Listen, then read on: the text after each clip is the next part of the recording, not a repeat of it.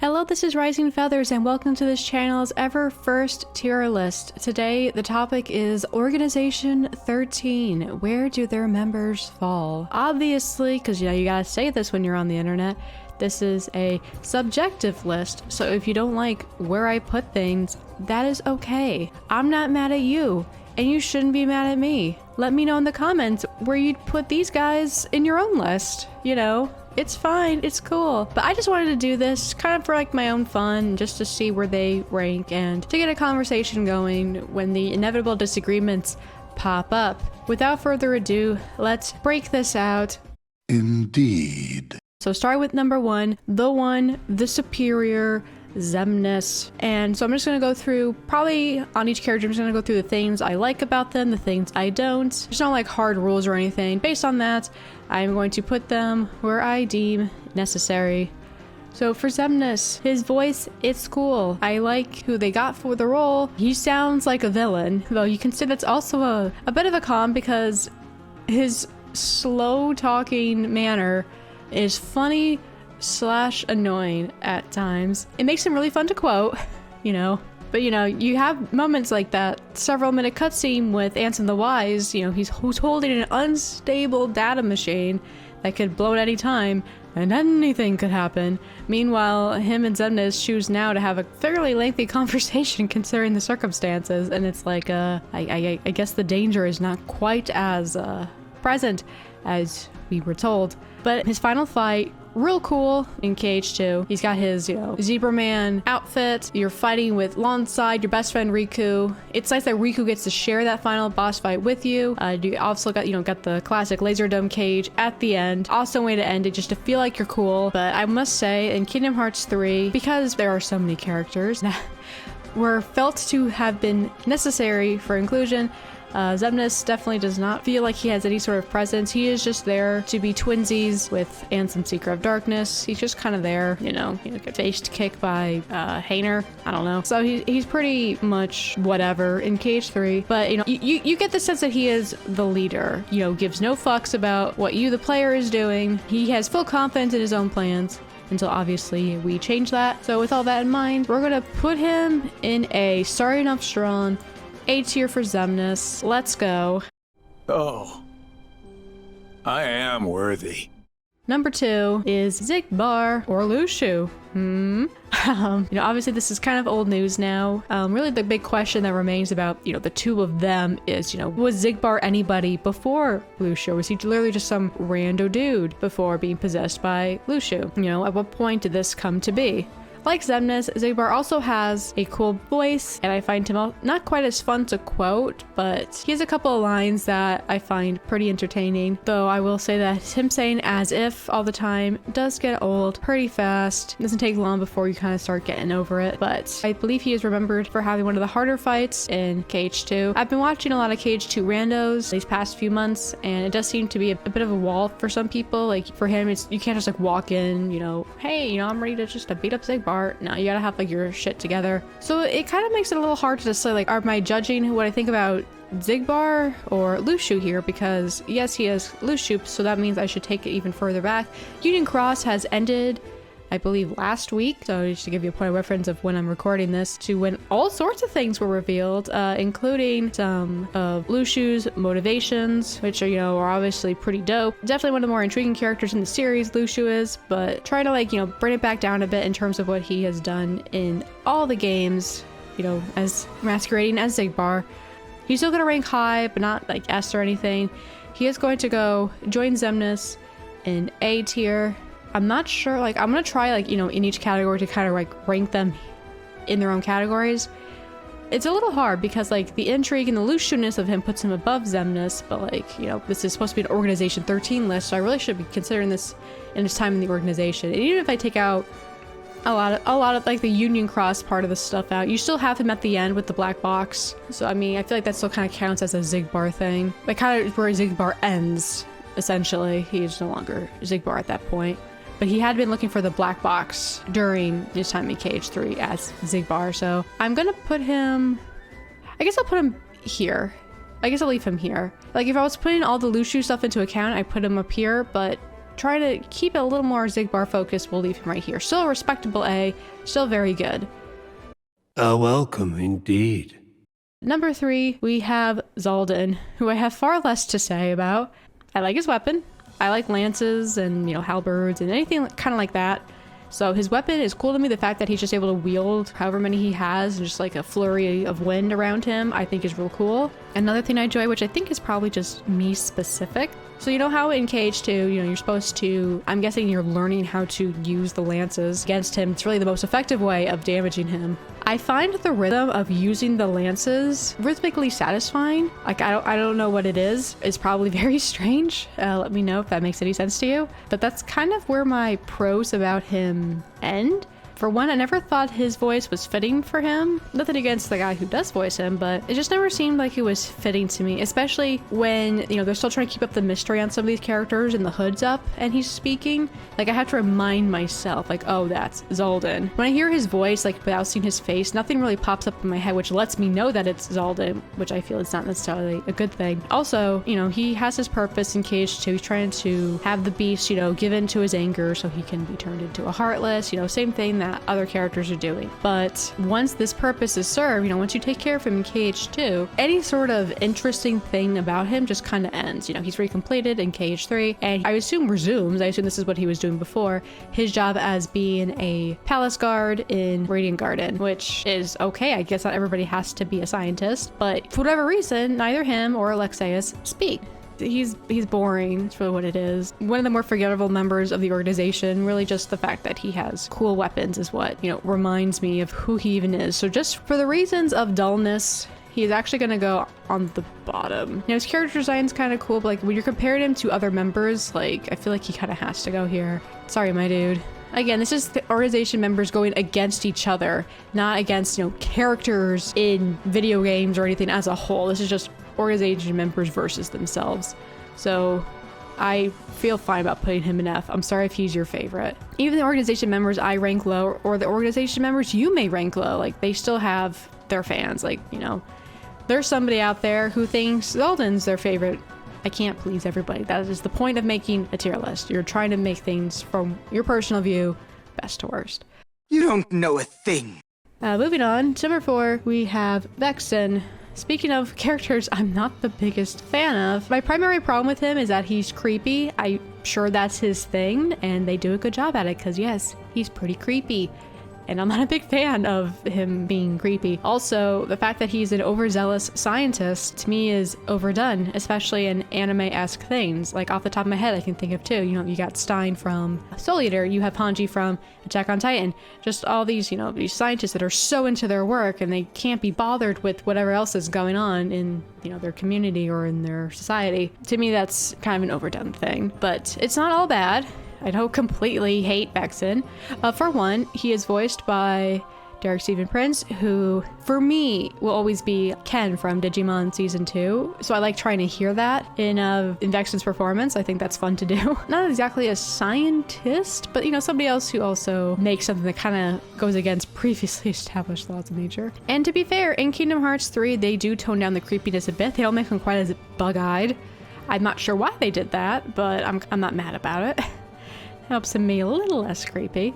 He has the most metal of deaths, and it's not even by the player. Most of us would know it's by Axel. He's just like, just bursting into flames, just like pleading for his life, which is a little, no one can really say that's, the best way to go out pleading for your life, but I mean, let's be real. Fire and ice don't mix. You can't really blame him. If you keep on with Kingdom Hearts 3, there's the fact that he is a double agent. In the end, he actually helps Team Light get their replicas so they can help Roxas and Xinyan become their own people. And this was definitely a twist. I was not expecting Beckson, of all characters, to be a double agent, and then he ropes in Demix, who's really got nothing better to do. But to me, it's so much of a twist. I find myself asking, like, other than going, whoa, who'd have thought? I'm just kind of going more like, why? Like, what does Beckson care? Like, all of a sudden he grows a conscience. And I guess it's not the first time we see people from the organization have a slightly different personality than they did when they're nobodies. The only person I can think of is Larx. We don't see in the main console games what she was like recompleted, but you know, we see her, I'll talk more about it later, but you know, we get to see her in Union Cross, and you know, as far as I can tell, she wasn't a complete bitch then. So you know, who knows what happened. And then you know, obviously got Lexas and Zalden, who decide to be mute. So you know, I have, you know, more complicated feelings on Beckson, but on the whole, not a big fan. He's not gonna go in F, but I'm gonna put him in D. And I feel like this is, for a lot of people, a bit too low. They would put him maybe more here, at least. At minimum, I feel like most people would put him here, but hey, can't please them all. Don't mock me! Number 5 is Lexas, and for some reason they're putting like all of my characters back to back, aren't they?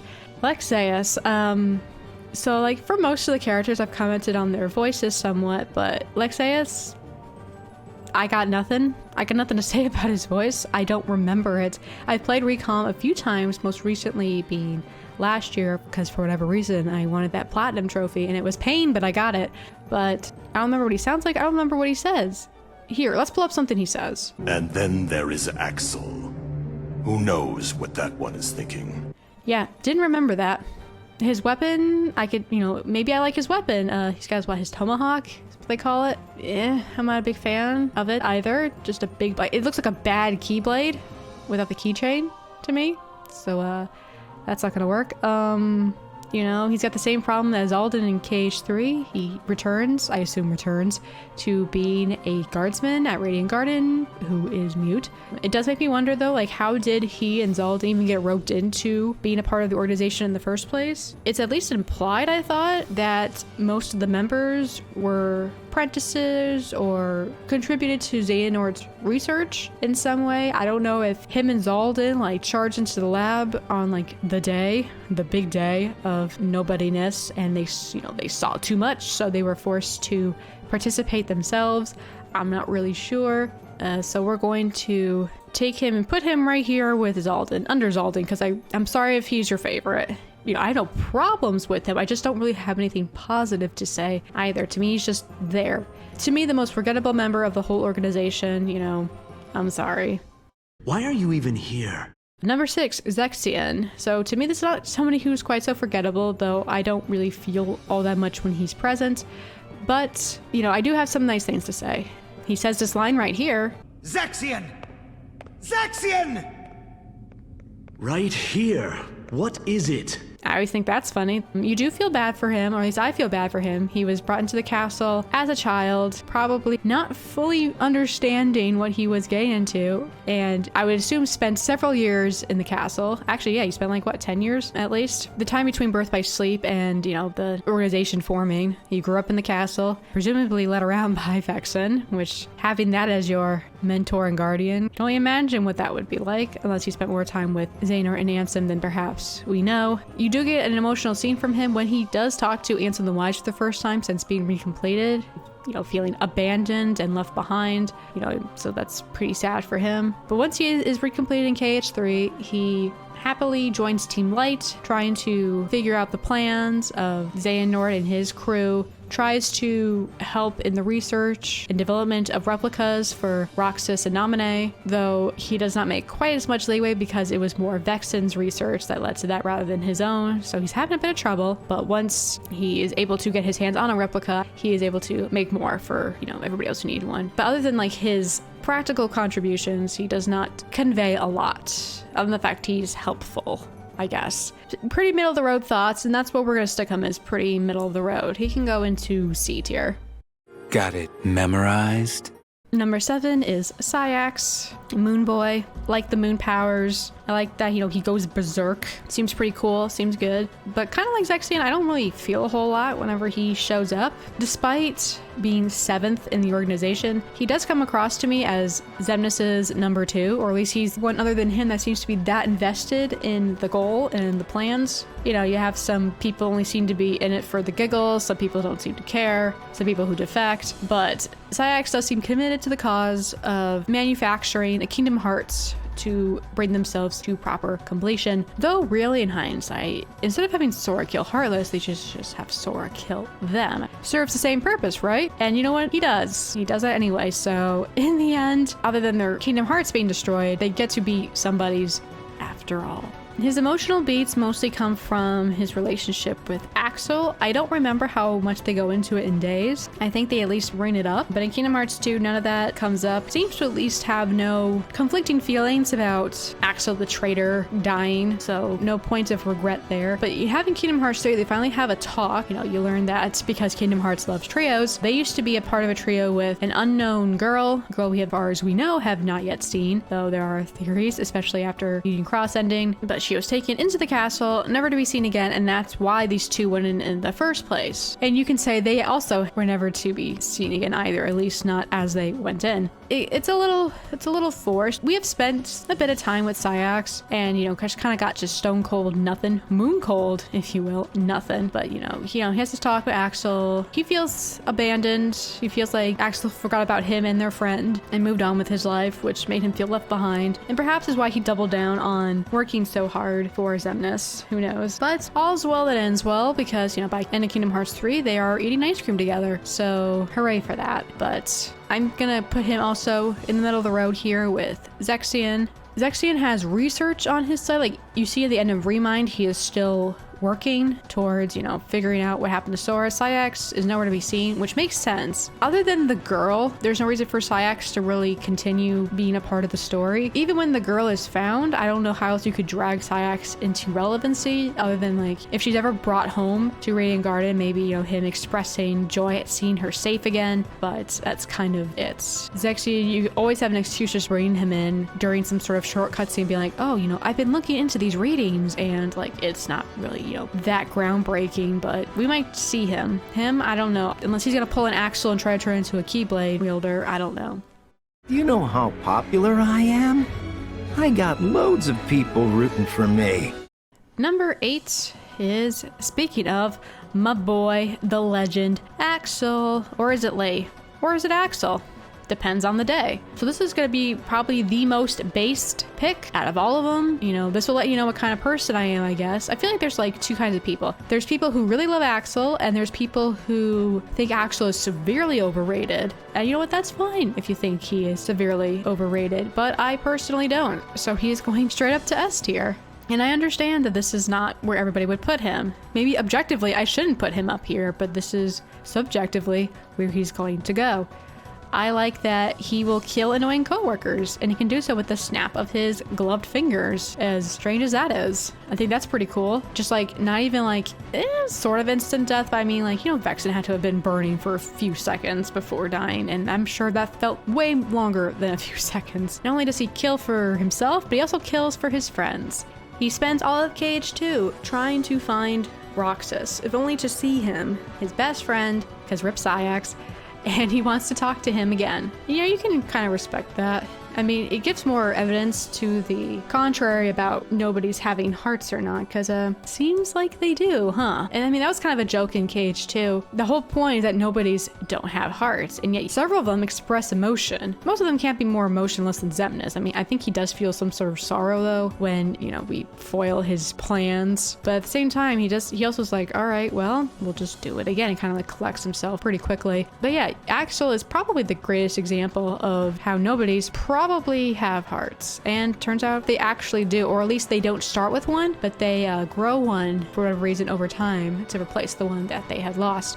It's strange. I don't want to get too into heart politics of Kingdom Hearts. We'd be here forever. It's a bit of a arc for him, because he spends Chain of Memories like he's on Team Traitor, only to like, no, I was on Team Marluxia all along. I was here to sniff out the traitors and, you know, eliminate them. But then he at least care enough about Nominate to recognize that she's in a bit of a plight, and so he helps her out. And then you have Kingdom Hearts 2, where he then, you know, loses his best friend and feels the need to go out and save him, though he does not succeed. He does help Sora though, which basically is kind of the same thing. But it's not all good. Pretty much my biggest problem with him is that he says got it memorized way too much. It probably has to do with how often we see him on screen, because Zigbar will say as if as much as he can, but we don't see him as much. But Axel, we see him quite a bit in Kingdom Hearts Chain of Memories 2 and 3, so he just keeps saying got it memorized.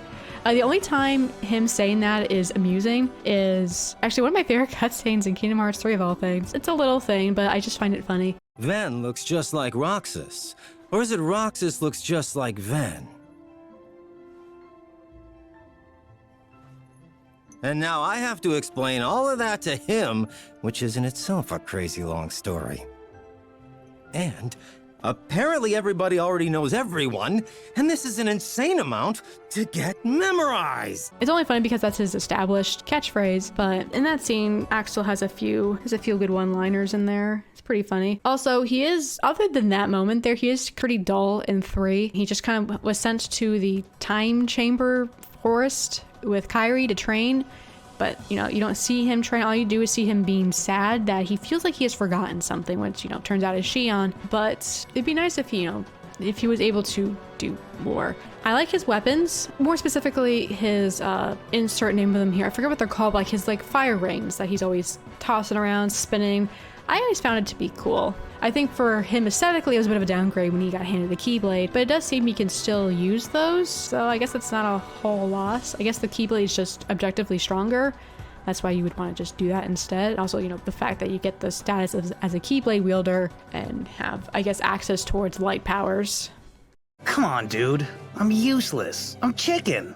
Number 9, Demix. For as much as joy I get out of Axel, I get the same amount of displeasure with Demix. Some people are big Demix fans, you know, more power to you. I just hope that he is not the Master of Masters. I know that's a popular theory, and I hope it's not him. I really do. I would assume his appeal comes from people finding his mannerisms endearing. I don't. I just find them annoying. It's neat that he has an instrument as a weapon. It's not an instrument you see too often. It's a sitar, which is kind of neat. You get to see him, quote unquote, play it in KH3 during them having a conversation on top of whatever they call that meeting ground in Keyblade Graveyard. No noise is coming from it. There's no sound coming from his sitar, but hey, he gets to play it. So I guess that's him showing an interest in something. Because that's another thing, like, other than his sitar, you don't really know what he likes and dislikes. He seems to just like doing as little as possible and then complaining that he is a bench warmer in Kingdom Hearts 3. He's one of those. I mean, I'm not a big fan of that sort of thing. But the fact remains that his identity, along with Luxord's, is still unknown. We don't know what his real name was. We don't know what he did before the organization, anything like that. So there is some mystery about that. And the fact that there is, you know, more left to him is the only thing that's keeping him out of F, so he can go join Beckson in D. Keep him right here. I hope he's not the Master of Masters. That's kind of all I got to say about Demix. Dance, water, dance. I happen to play an important role. Speaking of, Luxord, number 10, something to point out real quick. Why is it when you're going to run a castle with a battle card system, you didn't ask the guy who's into cards to run it? You instead got Marluxia? It's fine, I guess. But like, I feel like you could have like swapped these two and it would not have made any sort of narrative difference. It just would have made more sense that you put the gambler in charge of the card castle. I don't know, maybe that's weird of me to think. It's just something I always thought. But that aside, speaking of his cards, I never liked his battle gimmicks very much, neither in 2 or 3. I'm not a big fan. I played his Remind data fight in KH3, and I had more trouble on him than I did in several of the other fights. I wasn't able to find a good way of trying to find, you know, like the proper cards or whatever else just to get through the game, because DM also kept screwing with me. I know that's just more of a comment on my skill level rather than perhaps him as a character, but like, it's just not a good memory associated with him. But like Demix, we do not know his real name, his identity, what he's been up to. But what is more interesting though is that unlike Demix, who as far as we're aware does not seem to care about what's going on, he's just in it because that's just what he's doing right now, Luxord has been actively investigating Zigbar and his plans, because it just seems strange that what Zigbar is telling him to do is different than what Xemnas's plans are. And they're not necessarily opposing, but they're different enough. You know, like, look for the black box. Like, why go look for this black box? because Zigbar Xemnas doesn't seem to give two shits about the box. Who are you and what are you doing? You know, he is trying to be an active investigator participant in the story, and, you know, I feel like it's pretty obvious we will see him again in some capacity, because I don't think they're just going to leave their two identities unrevealed. But he is not obnoxious like Demix, so he is going to actually be our first B member. I know it might seem a little strange. I feel like based on what I said, he might have fallen into C, but I don't find him as dull as these guys. And again, like, you get points if you still have more story to be told about yourself. It's just that Demix's personality brought him down a bit lower for me. You would knowingly shackle your heart with a chain of memories born of lies? So next, 11, we have Marluxia, our flower boy lord of the castle. And that kind of like describes my feelings right there. I'm a bit conflicted on him. I like his battle aesthetic, that big skull thing popping up in Kingdom Hearts 3, real cool. His gimmicks, unlike Luxord's, I find kind of more like a fun challenge rather than just annoying. You know, the fact that you have a timer ticking down or you can only take a certain amount of hits, you know, that sort of thing. I find that more fun to play than, oh, look through the cards. We're moving on from the cards. It didn't do it for me. But Marluxia's gimmicks, I feel like just a better way to do a gimmick fight for the organization members. But the thing is, he is Lord of the Castle, the leader of the team, assigned to Castle Oblivion. That's fine, and it's not that he doesn't have an authoritative presence to him. It's just when you pull down his hood, flower petals flutter out, it makes it harder to take him a bit seriously, I think. I have no problem that he's into flowers. Don't get it twisted. It's fine. But I feel like it just kind of hurts the intimidation factor of him somewhat. It kind of reminds me of Byakuya from Bleach. He also did like a sakura petal kind of thing. And he definitely stands out, and I don't hate him at all. I think I've grown a little more to like him as time has gone on. He has a really cool boss fight. The fact that he only has multi-phases like that, to me, that could imply perhaps maybe he is the next strongest member other than Xemnas. If you want to be like literal about what constitutes a strong, if you have multi-phase fights and you change forms, I mean, that probably makes you pretty strong, right? So that's pretty cool. Also, the obvious, you know who he is. This is Laurium. He was in from Union Cross times. His mission was to find his sister, Strelitzia. He has yet to succeed, and when he got to quote-unquote present times, he had forgotten his mission. Makes you wonder how he had stumbled into Xehanort's club here. He must have found some sort of benefit for it. If I am understanding correctly, he doesn't recall his mission, his sister, until the very end of Kingdom Hearts 3 when Sora defeats him, but he just kind of keeps it vague. He just says, I remember, which makes me wonder, at the time they were figuring out this part of KH3, they were still ironing out some stuff in Union Cross, so they didn't want to make it sound like he's committing too much into an idea. Even if he doesn't say out loud, you're like, oh, I am saving my sister. He doesn't even imply that he is looking for someone or he is on some sort of mission for himself. Vague as possible. And I guess considering all the rewriting and retcons that happened in Kingdom Hearts, I guess that's probably a smart and safe decision. But to me, it kind of like sticks out as maybe that was an overly cautious move, unless they truly had not finished how they wanted to bring it up in Union Cross at the time. I don't know. It's hard to say how Kingdom Hearts gets developed, but we will definitely be seeing him again. Until we figure out Strelitzia's deal, we will be seeing him again. So there's intrigue there, which of course we've established. Makes your rank a little higher. So with all that in mind, he is going to go into B tier, probably higher than Luxord, actually. I know that might be surprising, you know, like you just said that, you know, you weren't a big fan of his aesthetic. And no, I'm not a big fan of his personal aesthetic, but that's fine. Doesn't mean that, you know, that makes him a bad character. I just want to make that clear. I didn't ask you for your garbage opinion. All right, number 12, Larxene, another member from Union Cross times, aka El Reina. She had a friendship with Strelitzia and is trying to help Marluxia find her. So in terms of her being Larxene, though, let's start from there. Larxene in the organization, bullying is bad. I know this. This is obvious. Bullying is bad. But I can't lie that it's just kind of funny how she is able to get a rise out of Sora all the time in Chain of Memories. She's just able to say the things in that way that just makes her real angry, at least if it's directed at you. Like, I wouldn't want to be friends with Larxene. That's not a personality I want around me. But it's fun to watch from the outside. She definitely has a personality. You know, I've complained that some of these guys haven't had much of a personality, but Larxene makes up for it. I don't know if because she is, you know, other than Xinyan, the only girl, that they felt the need to punch up that personality to make her, you know, stand out more. I'm not sure, but the way her voice actor delivers the lines, you are convinced that this is not a nice lady. Like, she is just the biggest bitch you will ever come across, and you will remember her, or at least I find her very memorable. But part of her personality personality is arrogance, which I find to be more annoying, especially, you have at the end of Kingdom Hearts 3, where after being defeated for the second time, 2 times now, Sora has quote-unquote killed her. She is still saying that she cannot believe she lost to a bunch of losers. I mean, yeah, maybe they're losers. You need to take yourself down a peg. She just seems to hold everyone in contempt. What I find a little less clear, though, is that Marluxia, while he might have forgotten his purpose, his initial drive, Larxene might have remembered, or at least regained her memory of it sooner than her own defeat.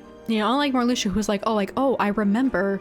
Larxene, upon dying, her parting words were that she was just along for the ride. It didn't feel like a revelation to her. It's just something that she's always had in mind. Now, it makes you wonder, did these two manage to find each other again before joining the organization and they joined together? Or did Larxene happen to find Marluxia as a part of the organization and then decided to join it to follow him? It's unclear, really. I'm sure she will pop up again. I don't think we're necessarily done with her, and we'll see her in her recompleted state. We'll see if her personality reverts to more how Elrena might have been, instead of how Larxene is. It'll be interesting. It's probably going to be a comedic point if so, especially Sora, who has, come across her before, probably will be confused, like, huh, this is Larxene? But, Elrena's so nice. I am going to put her into A tier, actually. What I've been saying this whole time, she is memorable, she is fun to have on screen, though her arrogance is a bit much. Shut up! Getting towards the end, number 13, Roxas. So it's probably saying the obvious, but Roxas got the short end of the stick in terms of life and existence. You could argue maybe not as much as Xinyan, but we'll get there in a second. Probably the biggest con I have about Roxas, and it's not his fault. It's whoever, decided to pull a 180 in his character, that, he spends all of Kingdom Hearts 2 rejecting the inevitability that he has to rejoin with Sora, except that he is a part of Sora. He is not his own person, which is very sad. It's something that would be very hard to come to terms with, but in the end, he does. And he voluntarily accepts Sora, accepts himself into Sora's being. But you have Recoded, where Data Sora comes across Roxas, I believe, and Roxas shows him hurt. Because apparently Sora is so pure and good, he has never even experienced things like hurt before. Ignoring the fact that this was Data Sora, not real Sora. I think they just really wanted Roxas to make an appearance. Anyway, and then you have in Kingdom Hearts 3, where that becomes one of Sora's major goals, is to find a way to release Roxas from his being so he can be his own person again, using the replicas and working on that. But it just seems it was just a way to bring back literally the entire cast for Kingdom Hearts 3. Because Naminé also, she accepted it easier, maybe with a bit more sadness rather than Roxas's anger. But you have the whole thing where they say, which to me always implied, especially during the last cutscene in Kingdom Hearts 2, that when Sora and Kairi are with each other, I think I understand. I see myself the way you remember me. And you see yourself the way I remember you. We can be together again. Right. Anytime Sora and Kairi are together. We can't say goodbye to characters, though. People's stories can't be over. So, Roxas is back. That was probably more than it needed to be. Some cool things, though. Some pros. His fight in Cage 2 is very difficult. It's very challenging. His theme music is probably some of the best. A lot of the characters have fun theme music, but Roxas has one of, if not my absolute favorites. It's very nice to listen to. He's overpowered as shit in Cage 3. When you're in that multi-battle with him, you can just step to the side and Roxas will do 90% of the battle for you. It's ridiculous. I don't know if he was powered up on purpose to celebrate his return, or if just that was a bit of an oversight. I don't know. But it's real funny. And also, any sort of play on his name is always funny. You have Setzer calling him Rucksack. You have Diz. He always will say Roxas. Wouldn't surprise me if we were done with Roxas moving forward in the story. Unless we somehow need a call of light again of Keyblade wielders. I think Roxas is pretty much done. But his existence and contributions cannot be denied. So I'm going to put him into A tier. Probably going to put him above Larxene, which I feel like is probably a comfortable spot for him. I feel like most people would rank Roxas pretty high. Some people would definitely rank him S. Some people are very big Roxas fans, and maybe some people would rank him maybe as low as B. I'm sure there's some people who just hate him because, like I said before, everybody is somebody's favorite, but also everybody's somebody's least favorite. Number 14, last but not least, Xinyan, 14th member of Organization 13. Probably could be my other based pick. Not as based as Axel, but she's probably be pretty based. So with that being said, let me just get out the con of the fact that she can be pretty bland at times. I know she exists to be a shell, to be a puppet, a doll that had some memories of Sora glued onto her, and this is the result of that. But I see that she is not exactly the most interesting character. The most interesting thing about her is how she came to be, but past that, there's not much going for her. Though she does have, you know, her one moment. She has her choice. She can either be that puppet the organization wants her to be, or she can say that no, that is not what I want for myself. She can become a part of Sora once again, and that's what she chooses to do. Rather than remain existing, but be controlled, she chooses to have Roxas take her down so that she can rejoin Sora, and she encourages Roxas, I think, to do the same, though I think he's a little less keen on that than Xinyan is. And we were talking before about Marluxia having a multi-phase battle, implying that, oh, he's got to be pretty strong. Well, then that means Xinyan must be as well. Those memories of Sora definitely have given her a bit of a boost. She has multiple faces and multiple forms. I mean, that must mean she's pretty tough. After all, you have to unlock her data fight in KH3. It is not given to you like most of the other ones are. You have to earn that. It wasn't the hardest fight for me, but you know, she was up there. And also, I think she has a cute outfit in KH3 when she's recompleted. So I'm gonna put her in B. I can't put her in A or an S in good conscience. Like Roxas, I think Xion's time is also done in the story, and that's fine. You know, they can hang out. The ice cream trio will just spend their time in with Sayax, and I guess with Naminé. The ice cream 5, I guess, can spend their time in Twilight Town, eating ice cream, having a jolly good time. So this is my tier list. Keep in mind that it could change. You know, tomorrow you could ask me to do this again and it might be different. But yeah, so that's gonna wrap it up for our first tier list, our first Kingdom Hearts video. I plan on making more videos about Kingdom Hearts in the future. It's my favorite game series, so expect to see more of that. If you want to see more tier lists about Kingdom Hearts though, feel free to jot that down in the comments, you know, what you'd like to see. Maybe Keyblade wielders, maybe just a bunch of characters in general, just going head to head, you know, stuff like that. And I look forward to seeing you on the next one. Bye.